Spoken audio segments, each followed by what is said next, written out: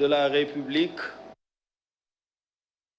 veuillez recevoir tout d'abord mes salutations respectueuses et fraternelles, appuyées par mes remerciements pour l'opportunité que vous nous offrez de participer à ce dialogue national qui, comme vous l'avez dit, fait partie de l'ADN de notre pays. Autorisez également que j'étende mes salutations au président de l'Assemblée nationale, à votre Premier ministre et son gouvernement, à la présidente du Haut Conseil des collectivités territoriales ainsi qu'à mon remplaçant récent au Conseil économique, social et environnemental, le frère Abdoulaye Daouda Diallo. Vous me permettrez également d'étendre mes salutations aux autorités religieuses du pays, au patronat, aux syndicats ainsi qu'à mes collègues leaders de partis dans l'opposition. À tous, je dis salam, rahma et baraka, c'est-à-dire paix, miséricorde d'Allah, grâce et baraka dans nos travaux. À la suite de mes remerciements, Monsieur le Président de la République,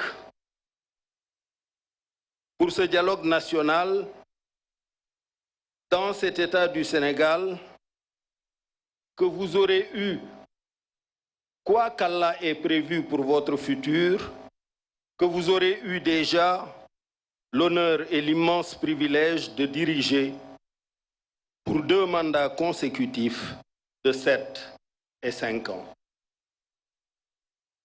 Je relisais ce matin le livre hommage à l'un des plus éminents serviteurs de cet État, un frère et un ami cher à nous tous, que j'ai eu l'honneur de côtoyer dans ces lieux entre 2000 et 2004, comme ministre d'État, directeur de cabinet du président de la République, mais aussi comme Premier ministre, et qui est depuis resté un ami inspirant.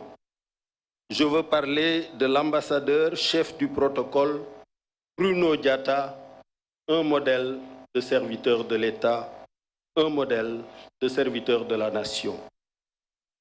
Dans ce livre hommage, je me suis arrêté longuement à la page 111 sur le témoignage de Théodore Cardinal Adrien Sarr, archevêque émérite de Dakar, qui a résumé tous les témoignages du livre en un seul verbe, servir, et en un seul substantif, service.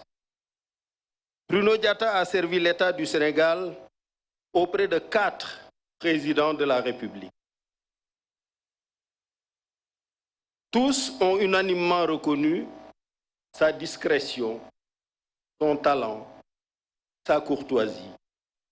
Il était devenu le visage dans le monde de la teranga sénégalaise. Notre devoir à tous, à vous, Monsieur le Président de la République en premier, est de rester fidèles et loyaux à ces 2 mots, dans chacun de nos actes et dans chacune de nos paroles. Le verbe servir et le substantif service. Le cardinal Adrien Sarr s'est interrogé ainsi: et si nous avions fait et faisions tous comme Bruno, bien sûr, que serait et où en serait notre pays aujourd'hui? Si chaque leader politique, chaque femme, chaque jeune, chaque ouvrier, chaque patron faisait sien ces 2 mots, servir et service, notre pays serait-il sous la menace de jeunes en colère, manipulés par des leaders politiques qui s'en servent comme bouclier pour leur propre ambition, ou serait-il en chantier partout, dans des champs de céréales, de maïs, de fraises, de papaye, de mangue, d'oliviers, de palmiers et cocotiers, dans des chantiers pour construire des habitats et fournir des logements sociaux à nos concitoyens, dans des chantiers pour s'occuper de doter nos concitoyens d'un environnement sain, de rues propres, de déchetteries organisées, de déchets traités, de points d'eau, de salles de classe, de postes de santé, de pistes de production, d'industries de transformation de nos fruits casamancés en jus et autres délices naturels que nous exporterions après avoir satisfait la demande nationale. Servir, service, deux mots que j'ai retrouvés en 1989 devant l'enceinte de la Woodrow Wilson School of Public and International Affairs de l'Université de Princeton, où il a été écrit « In the service of the nation, in the service of humanity », au service de la nation, au service de l'humanité. Et notre foi nous y invite également.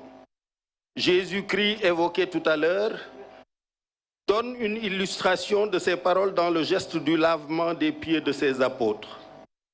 Et il disait à ses apôtres, « Si je vous ai lavé les pieds, moi le Seigneur et le Maître, vous aussi vous devez vous laver les pieds les uns les autres, car c'est un exemple que je vous ai donné pour que vous fassiez vous aussi comme moi j'ai fait. » Et ceci, naturellement, le Coran y fait écho. C'est Dieu qui a créé la mort et la vie afin de vous éprouver pour savoir qui de vous est le meilleur en œuvre. Je suis venu participer à ce dialogue en tant que candidat arrivé deuxième derrière vous à la présidentielle de 2019. Certains pensent d'ailleurs que vous m'auriez pris quelques points pour passer au premier tour. Mais aujourd'hui, c'est avec plaisir que je vous en fais cadeau, vu le bilan que vous avez réalisé. J'attends de ce dialogue les conclusions suivantes. Une démocratie renforcée, des élections claires, libres, transparentes et inclusives, des résultats incontestables qui reflètent l'exacte expression de la volonté et du choix du peuple sénégalais, seul habilité à décider à qui il confie son mandat. Et tout ceci sans aucune entrave.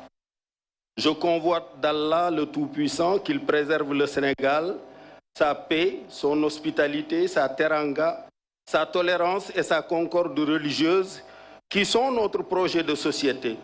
Qu'il préserve ce Sénégal de toutes les menaces multiformes que vous avez évoquées et des tensions et tentations funestes qui secouent notre sous-région. Je vous remercie pour votre attention.